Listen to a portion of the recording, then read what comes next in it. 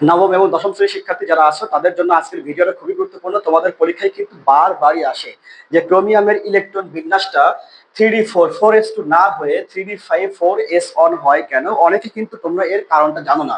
তো আজকের ভিডিওটা দেখলে আশা করি ভাইয়া তোমাদের এ নিয়ে কোনো কনফিউশন থাকবে না। তাহলে সম্পূর্ণ ভিডিও না টেনে দেখার আমন্ত্রণ জানিয়ে শুরু করছি। দেখো, ক্রোমিয়ামের পারমাণবিক সংখ্যা কত? ক্রোমিয়ামের পারমাণবিক সংখ্যা হচ্ছে 24। আমরা কিন্তু এর আগে খুব শর্ট টেকনিকের সাহায্যে ইলেকট্রন বিন্যাস করানো শিখেছিলাম। সেখানে বলছিলাম যে একটা সূত্র মনে থাকলে যে কোনো মৌলের ইলেকট্রন বিন্যাস করতে পারে। সেখানে সূত্রটা কি বলেছিলাম? যে S S PS PS PS PS DPS DPS, এরপরে কি এফডিপিএস এফডিপিএস। এই সূত্রের সাহায্যে কিন্তু তুমি যে কোনো মৌলের ইলেকট্রন বিন্যাসটা এক নিমেষে করে ফেলতে পারো। তাহলে আমরা আজকে করবো হচ্ছে ক্রোমিয়ামের ইলেকট্রন বিন্যাস। দেখো, ক্রোমিয়ামের ইলেকট্রন বিন্যাস যদি আমরা করি তাহলে কি হবে? সূত্র অনুযায়ী লিখে ফেলো যে কি এস এস, এরপরে পি এস পি এস, এরপরে ডিপিএস ডিপিএস। আমাদের ওটা লাগবে না। এবার আমরা কি করব? সংক্ষেপে প্রথমে কি করব?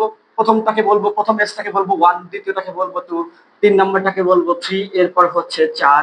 এরপরে দেখো এটা 2s, এটা কি হবে 2p, এটা 3p, এটা হচ্ছে আমার 3d। আমাদের কাজ কিন্তু শেষ। এরপর কি করতে হবে? প্রত্যেকটা ঘরে ইলেকট্রন দিয়ে দাও। তাহলে আমরা জানি যে এস অরবিটালে দুইটা ইলেকট্রন থাকতে পারে, সবগুলো এস অরবিটালে দুইটা করে ইলেকট্রন দিয়ে দাও। এস অরবিটালে দুইটা করে ইলেকট্রন দিয়ে দাও। এরপরে পি অরবিটালে হয় কয়টা? 6টা। পি অরবিটালে 6টা দাও। পি অরবিটালে কয়টা দিব? 6টা করে। এবার আমি হিসাব করে দেখবো তো যে কতগুলো আসে। দেখা গেলে 6, 10, 18, 20। তার মানে আমার হাতে আর অবশিষ্ট ইলেকট্রন আছে হচ্ছে 4টা। স্বাভাবিকভাবে ক্রোমিয়ামের ইলেকট্রন বিন্যাসটা এমনই হওয়ার কথা ছিল যে 4s2 3d4, কিন্তু না, ক্রোমিয়ামের ক্ষেত্রে একটু ব্যতিক্রম আছে। এই ব্যতিক্রম জিনিসটা কি ভাইয়া?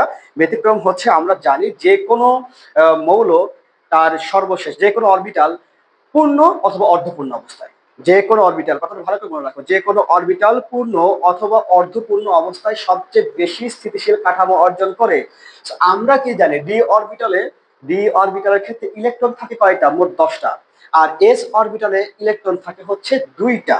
এখন কথা হলো, ডি অরবিটালে 4টা আছে, সে তো অর্ধপূর্ণ নয়, তাহলে সে স্থিতিশীল কাঠামো অর্জন করতে চায়, তার ইচ্ছা যে আমি স্থিতিশীল কাঠামো অর্জন করবো। তাহলে কি করতে হবে?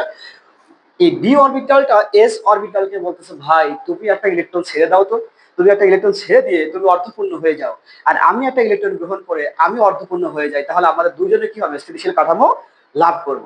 তাহলে এখান থেকে যদি কি হয়, এস অরবিটাল থেকে একটা ইলেকট্রন যদি ছেড়ে দেয় তাহলে ডি অরবিটাল সেই ইলেকট্রনটা নিয়ে অর্ধপূর্ণ কাঠামো অবস্থায় লাভ করে।